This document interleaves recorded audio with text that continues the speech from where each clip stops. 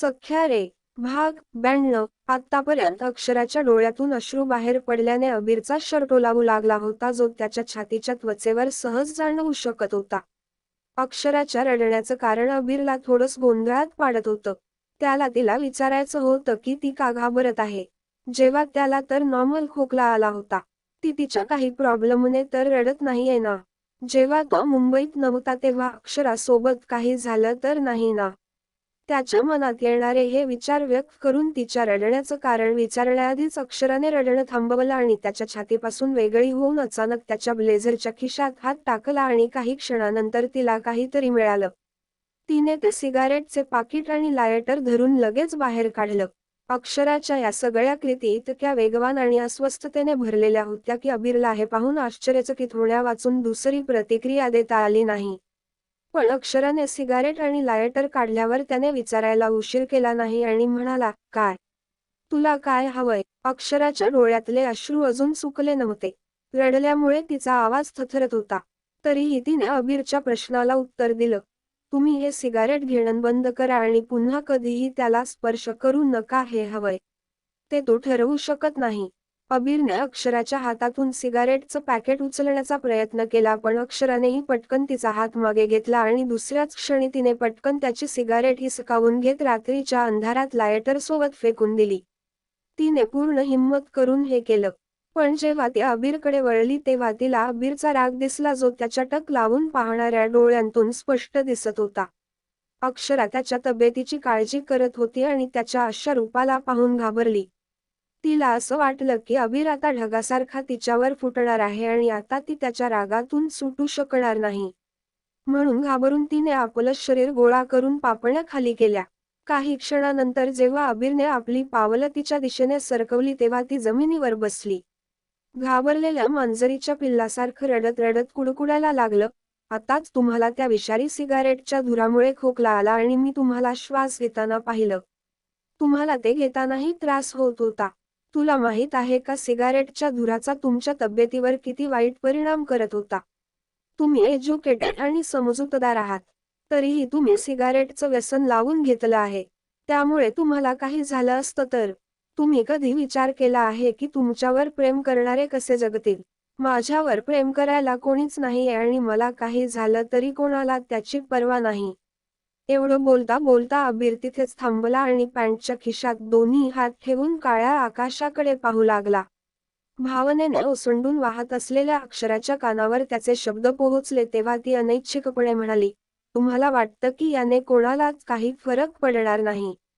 निरखून पाहिलंच तर तुम्हाला नीट दिसेल की काही लोकांचं संपूर्ण आयुष्य तुम्ही आहात. अक्षराच्या तोंडून बाहेर पडणारे हे गुंतागुंतीचे शब्द ऐकून अबीरने अचानक अक्षराकडे नजर फिरवली. ती अजूनही रडत होती. या शब्दांनी अबीरच्या मनात अक्षराच्या भावनांबद्दलची प्रत्येक अपेक्षा निर्माण केली होती.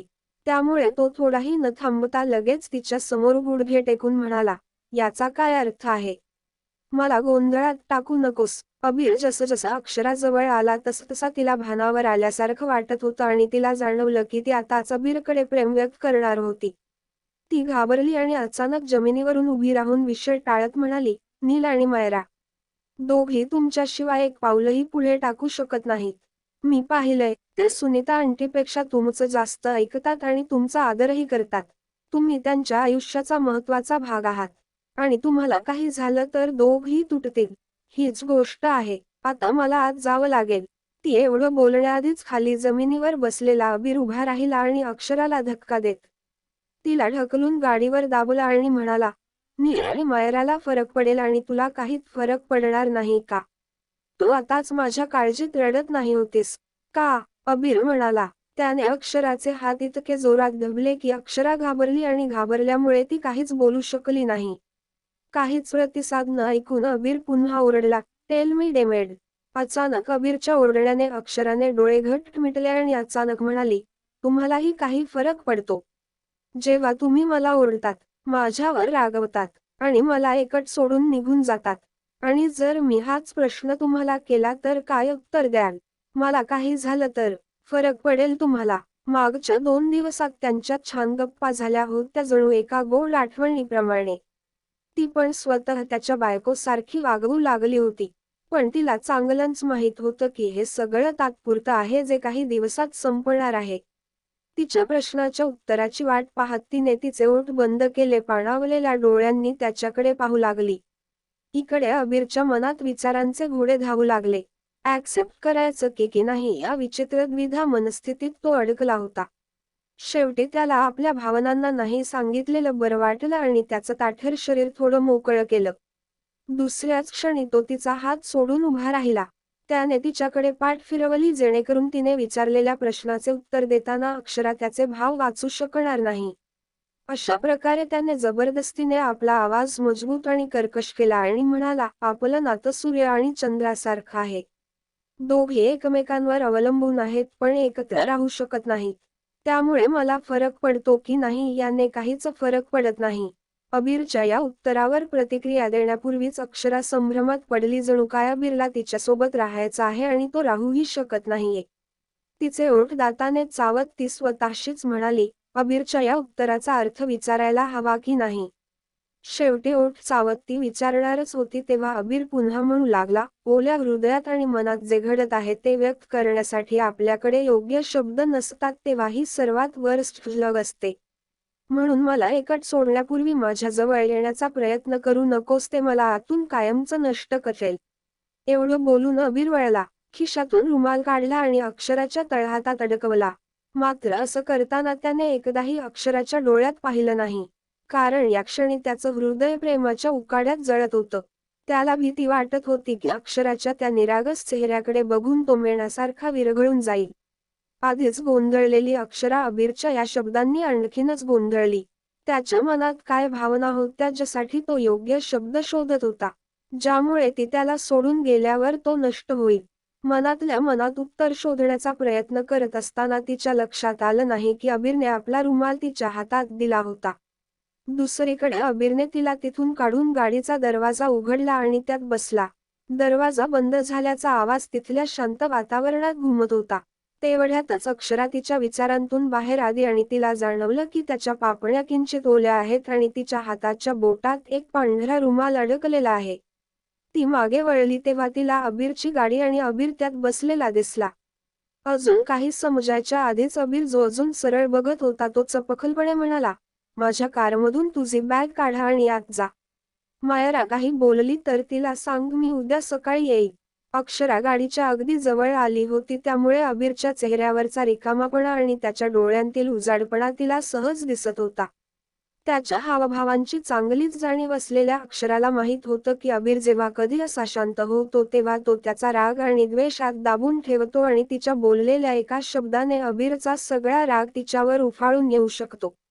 त्यामुळे अक्षराने तिचे सगळे प्रश्न मनापासून जिभेवर आणले, पण ते प्रश्न विचारण्यात तिच्या ओठांनी सहकार्य केलं नाही आणि ती शांतपणे गाडीच्या मागच्या बाजूला सरकली.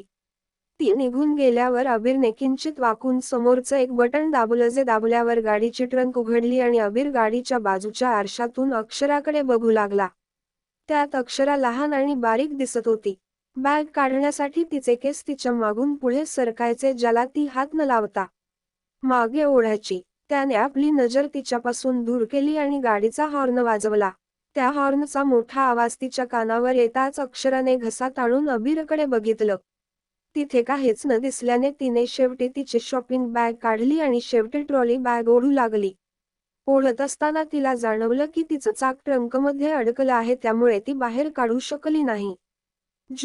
मधून ती तिची बॅग घेऊन आली तेव्हा अबीरने ती त्या ट्रंक टाकली होती. पण आता तो तिला हेल्प न करता आत बसलेला होता. तिला मदत करण्याचा त्याचा काही इरादाही दिसत नव्हता, म्हणून अक्षराने दीर्घ श्वास घेतला आणि खाली वाकली. कंबरेपासून बॅग पूर्णपणे हिसकावून घेण्यासाठी तिने ती बळजबरीने उचलली. त्यानंतर ते अबीरच्या कारपासून दूर जमिनीवर ठेवत तिने कारच्या मागील बाजूस दोनदा ठोकले. जो तिच्या बाजूने अबीरला एक सिग्नल होता की ट्रंक बंद करा. दुसरीकडे अबीरने हा आवाज ऐकताच पुन्हा एकदा बाजूच्या आरशात तिची छबी पाहिली, ज्यात ती गाडीपासून दूर उभी होती आणि जमिनीवर ठेवलेल्या सर्व शॉपिंग बॅग एकात धरण्याचा प्रयत्न करत होती. आणि तिच्या ट्रॉली बॅगचं हँडल हातात धरण्यात गुंग होती. तिला त्रासात पाहूनही अबीर गाडीतून बाहेर पडला नाही आणि स्टेअरिंग कंट्रोल करत गाडी रस्त्याकडे वळवली. निघताना तो सरळ बाजूच्या आरशात बघत होता. शेवटी एका हाताच्या मनगटावर सर्व बॅग्स बांधून अक्षरा दुसऱ्या हातात बॅगेचं हँडल धरून बिर्ला मॅन्शनच्या मेन गेटच्या दिशेने जाऊ लागली. पण ती अर्धीच चालत आली होती तेव्हा अचानक ती थांबली आणि तिने बॅगच्या हँडलवरून हात काढला आणि पोटाच्या खालच्या बाजूला ठेवला. एक विचित्र क्रॅम्प तिला तिच्या मेन्स्ट्रुअल सायकल दरम्यान तिच्या पोटात जाणवत होता. तीच वेदना तिला आत्ता जाणवत होती. हळूहळू वेदना एवढी वाढली की अक्षरा जमिनीवर बसून पोटावर हाताने दाब देत रडू लागली. मात्र काही 2 मिनिटांनी तिचा त्रास कमी होऊ लागला आणि काही वेळाने तिला बरं वाटू लागलं. तरीही तिचा चेहरा घामाने पूर्णपणे भिजला होता. घाईघाईने हाताने घाम पुसून ती उभी राहिली होती तेव्हा अचानक तिने पुन्हा पोट धरलं आणि तिला तसंच दुखू लागलं. ही वेदना सहन करण्याचा प्रयत्न करत तिला सर्व शक्तीनिशी किंचाळायचं होतं पण तिने तोंड उघडताच तिची वेदना पुन्हा गायब झाली. तिला पिरियड्स काळात अशा वेदना अनेक वेळा झाल्या होत्या पण यावेळी तिला काही वेगळीच वेदना जाणवत होती. मात्र अक्षराचं मन फारसं धावलं नाही आणि तिने पिरियड्स पूर्वीचा क्रॅम्प मानून उठू लागली. तेव्हा तिच्या डोळ्याच्या पापण्या थोड्या अधिक वर करून तिला तिच्या समोर एक पायांची जोडी दिसली ज्यात ब्लॅक शूज होते. तिने अजून थोडी नजर केली तेव्हा तिला समोर एक तळहात दिसला जणू काही तो हात तिला उठायला मदत करण्याचा प्रयत्न करत आहे. हे गाईज, कसा वाटला आजचा भाग? काय वाटतं कोण असेल? कमेंट्स करून नक्की कळवा. काय झालं असेल अक्षराला? तुम्हाला काय वाटतं तेही कळवा. आणि जर सर्व काही माहिती करून घ्यायचं असेल तर त्यासाठी वाचत राहा. सख्या रे. To be continued. व्हिडिओ आवडला असेल तर लाईक करा, शेअर करा आणि चॅनेलला सबस्क्राईब करून बाजूची घंटी नक्की दाबा. धन्यवाद.